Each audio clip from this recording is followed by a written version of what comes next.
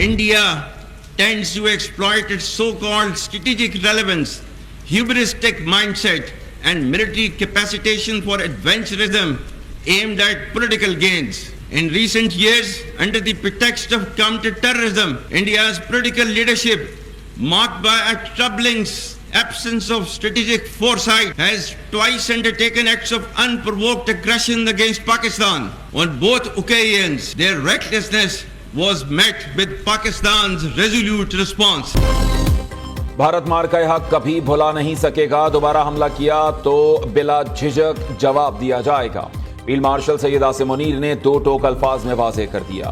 کہا بھارت نے 2 بار پاکستان پر بلا جواز حملے کیے. دونوں بار بھرپور اور مؤثر جواب سے خطے کو بڑے تنازع سے بچا لیا گیا. صبر و تحمل اور ذمہ داری کا مظاہرہ کرتے ہوئے امن کو ترجیح دی. دشمن اگر سمجھتا ہے کہ ملکی خود مختاری پر حملے کو برداشت کریں گے تو یہ خطرناک غلط فہمی ہوگی.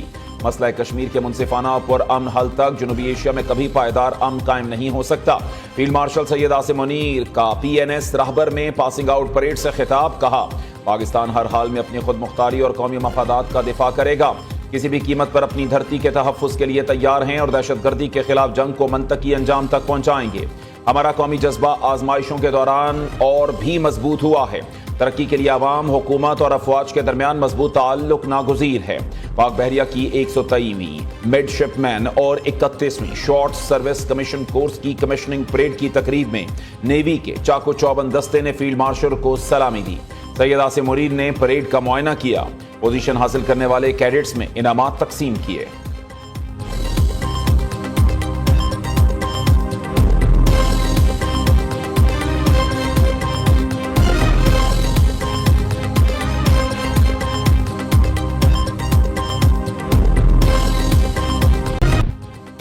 سوات اور دیگر علاقوں میں جاں بحق افراد کی تعداد 11 ہو گئی. 6 زخمی. جاں بحق افراد میں 4 مرد، 3 خواتین اور 4 بچے شامل.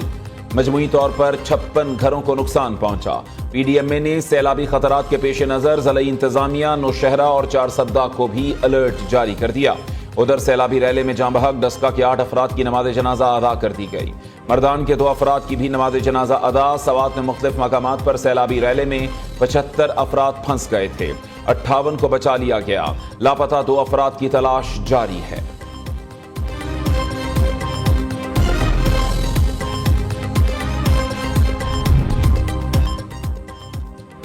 سوات حادثے کے بعد انتظامیہ جاگ اٹھی. وزیر اعلیٰ کی ہدایت پر چیف سیکرٹری نے لائف جیکٹس اور رسیوں کی ترسیل کے لیے ڈرونز کی خریداری کی ہدایت کر دی.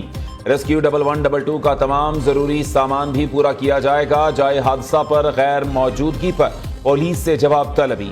ادھر سوات واقعے کی انکوائری کمیٹی کا اجلاس. تمام ہوٹلز کو مستقل بنیادوں پر رجسٹرڈ کرنے کا فیصلہ. افسوسناک واقعے کی انکوائری کمیٹی کا اجلاس. ترجمان وزیر اعلیٰ فراز مغل کے مطابق علی امین گنڈا پور نے 3 دن میں دریائے سوات کے کنارے تمام تجاوزات ختم کرنے کی ہدایت کر دی.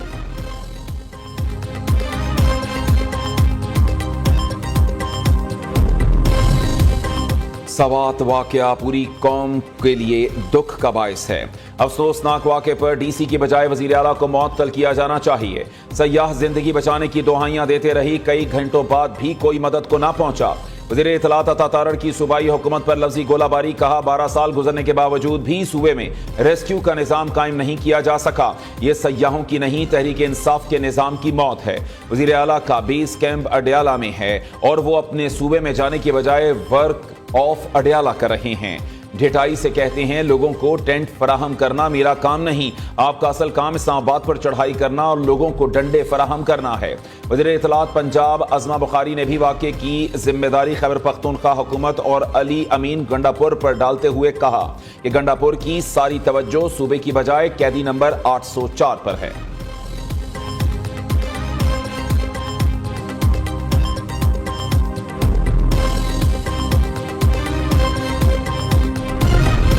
گورنر خیبر پختونخوا کا سوات واقعے پر وزیر اعلیٰ کے خلاف مقدمہ درج کرنے کا مطالبہ. فیصل کریم کنڈی نے علی امین گنڈاپور سے استعفے کا مطالبہ بھی کر دیا.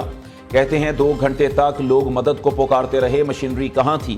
ہیلی کاپٹر کہاں تھا؟ وزیر اعلیٰ خیبر پختونخوا نے ایمرجنسی میں کوئی ایکشن کیوں نہ لیا؟ سانحہ سوات پر صوبائی حکومت کی بے حسی کی جتنی مذمت کی جائے کم ہے. عوام کو سہولیات دینے کے لیے ہر فورم پر لڑیں گے.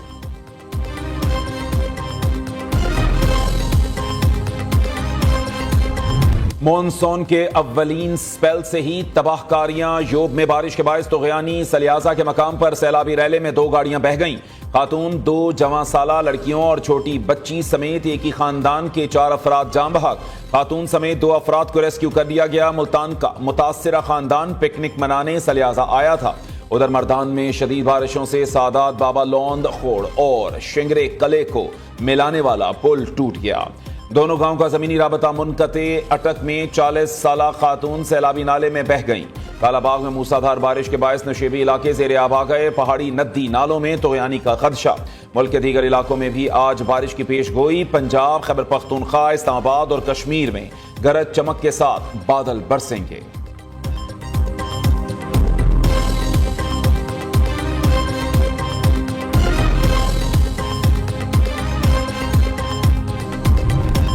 کراچی میں مانسون بارشوں کا پہلا سیزن، کئی علاقوں میں وقفے سے بارش۔ سمندر میں پانی کی سطح بلند، منوڑا، ہاکس بے اور سینڈز پیٹ کے ساحل پر طغیانی۔ سمندر کا پانی بعض رہائشی علاقوں میں داخل، سڑکیں زیر آب، ساحل پر رہائش پذیر افراد محفوظ مقام پر منتقل۔ ساحل پر تفریح کے لیے آنے والوں کو پولیس نے روک دیا۔ حیدرآباد میں بھی وقفے سے بارش، نشیبی علاقوں میں پانی جمع ہو گیا، علاقہ مکینوں کو شدید پریشانی کا سامنا۔ ادھر وادی زیارت اور گرد و نواح میں بھی موسلادھار بارش۔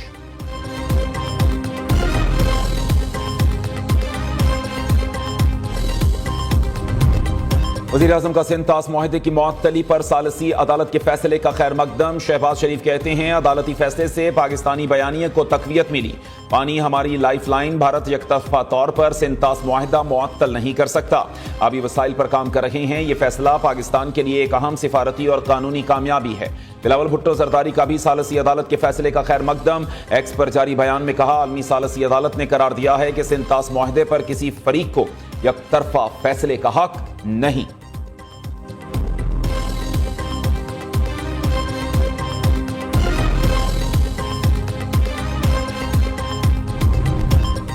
وزیر اعظم شہباز شریف نے ایک بار پھر پی ٹی آئی کو مذاکرات کی پیشکش کر دی۔ شہباز شریف نے چیئرمین پی ٹی آئی کو کہا بیٹھ کر بات کرتے ہیں، مذاکرات ہی تمام چیزوں کا حل ہے۔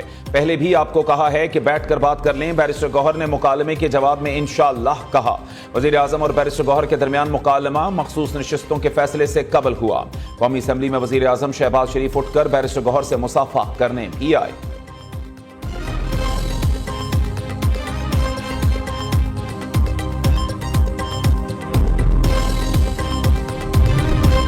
کسی کو ابہام نہ رہے کہ ہمارے ارکان آزاد ہیں۔ سپریم کورٹ کے فیصلے کے بعد ہمارے ارکان سنی اتحاد کونسل کے رکن تصور ہوں گے۔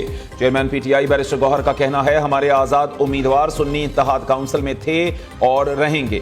مخصوص نشستوں پر سپریم کورٹ کے فیصلے سے مایوسی ہوئی، ناانصافی پر بہت افسوس ہو رہا ہے، لیکن جدوجہد جاری رہے گی۔ انصاف کا حصول آج جتنا مشکل ہے اتنا 1996 میں بھی نہیں تھا۔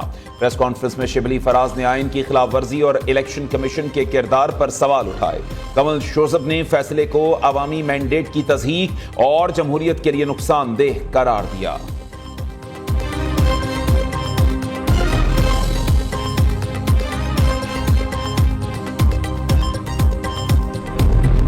مخصوص نشستوں کے نظر ثانی کیس میں ججز نے آئین کی تشریح کی۔ آئین کو موم کی طرح موڑا نہیں جا سکتا۔ آئین کے تحت مخصوص نشستیں خالی نہیں چھوڑی جا سکتی۔ آئین میں رد و بدل کا حق صرف پارلیمان کو حاصل ہے۔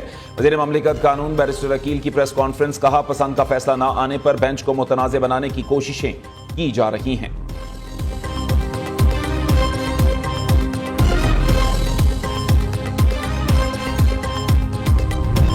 وزیر اعلیٰ پنجاب کی زیر صدارت خصوصی اجلاس، محکمہ ٹرانسپورٹ کے پروجیکٹس پر بریفنگ، الیکٹرک بس پروجیکٹ پر پیش رفت کا جائزہ۔ مریم نواز کا جنوبی پنجاب کے اضلاع کو زیادہ ای بسز فراہم کرنے کا حکم۔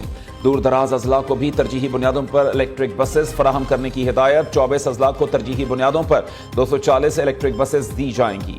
وزیر اعلیٰ پنجاب مریم نواز چھانگلہ گلی پہنچ گئیں۔ صدر نون لیگ نواز شریف بھی چھانگلہ گلی میں موجود۔ مریم نواز اور نواز شریف کا مری میں چند دن قیام متوقع۔ وزیر اعلیٰ پنجاب مری ڈیولپمنٹ پلان کا جائزہ لیں گی۔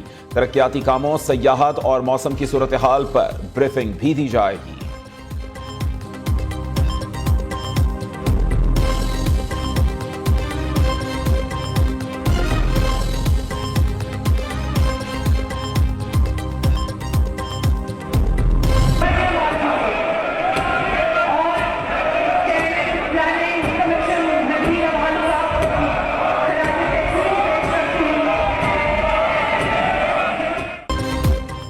पंजाब असेंबली में हुल्लड़बाजी करने पर 26 अपोजिशन अरकान मुअत्तल। स्पीकर मलिक अहमद खान ने 26 अरकान को 15 इजलासों में शिरकत से रोक दिया।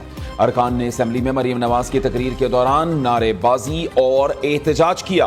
अपोजिशन अरकान को असेंबली रूल 210(3) के तहत मुअत्तल किया गया। ऐवान में हंगामा आराई, नारेबाजी, धक्कम-पेल और दस्तावेजात फाड़ने पर कार्रवाई की गई। दूसरी तरफ असेंबली इजलास में डेस्क पर चढ़कर माइक तोड़ने वाले 10 अरकान पर 20 लाख से जायद का जुर्माना आयद कर दिया गया।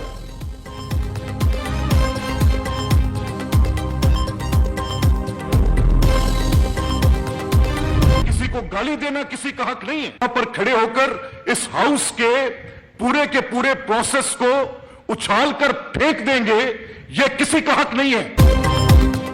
स्पीकर पंजाब असेंबली का 26 अरकान के खिलाफ रेफरेंस इलेक्शन कमीशन भेजने का ऐलान। मलिक अहमद खान कहते हैं, पार्लिमानी लीडर की बात ना मानने वाले के खिलाफ रेफरेंस भेजूंगा। पीटीआई के मुअत्तल अरकान ने ईवान का तकद्दुस पामाल किया, असेंबली को मछली मंडी बनाया। किसी को पंजाब असेंबली को जरगमाल बनाने नहीं देंगे। गुंडागर्दी, गालियां, जुमले कसना, हुल्लड़बाजी किसी का हक नहीं। पीटीआई वाले जमहूरियत के दुश्मन, निजाम लपेटना चाहते हैं। क्या बानी पीटीआई को मैंने जेल में डाल रखा है? विफाक और फौजी तंसीबात पर हमला करने वाले पार्लिमानी रिवायात से ना वाकिफ हैं।